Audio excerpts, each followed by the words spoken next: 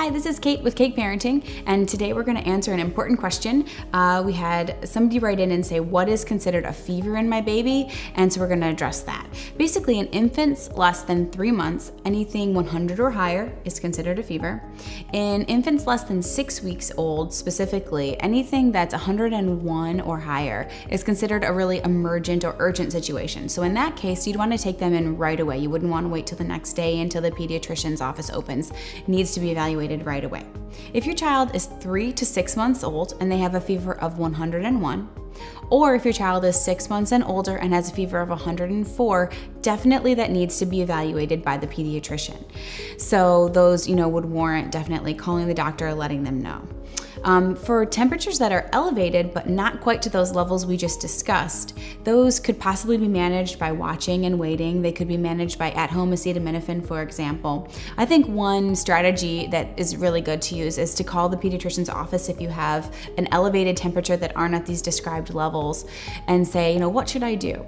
A lot of times they'll ask about other symptoms the child is having, and they may be able to guide you towards a dose of acetaminophen that would be safe for baby that might help to bring that fever down. Remember, we dose acetaminophen by weight, not by age, and that's a really important thing to remember. A fever just means that our body is fighting infection, so a slightly elevated temperature doesn't always need to be treated, which is why some of these slight elevations lower than these sort of points to remember isn't necessarily a bad thing, and we can sometimes watch and wait for a few days and see what happens. Of course, if your child has any other symptoms, take close note of those.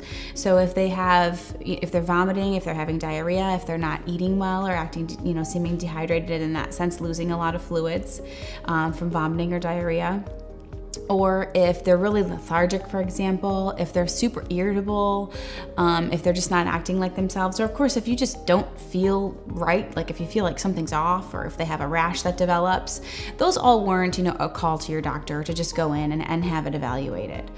Otherwise, let your pediatrician know, or kind of watch and wait for a few days, and you can cool them by giving them a bath and just trying to sort of make them feel better and comfort them, nurse or feed them and give them fluids to try to just make them feel better through these days of illness, and you can go from there. Remember, we always take the temperature rectally, and that's the most accurate way to do it. People are scared of this, but it's no big deal. Your little one won't even know you're doing it. Distract them with a toy or something, you'll be just fine. Safety First, for example, and probably many other companies, but I like the Safety First rectal thermometer. It actually has a flexible end on it. So when you're inserting into the rectum, I don't think baby even knows it's there. And you're gonna get a really accurate temperature. That's really important. So take your temperature in your baby if you have any concerns. If it's of these levels described, definitely, they need to be seen by a pediatrician, or if you just kind of feel like you need some guidance or they have other symptoms, certainly be sure that you make the call to your physician and let them know what's going on. Fever in babies can be managed, and hope your little one stays healthy. So thank you for watching today. Give us any feedback, any questions, any comments. Tweet at me at Cake Parenting, shoot me an email. We'd love to hear from you, and we'll see you next time.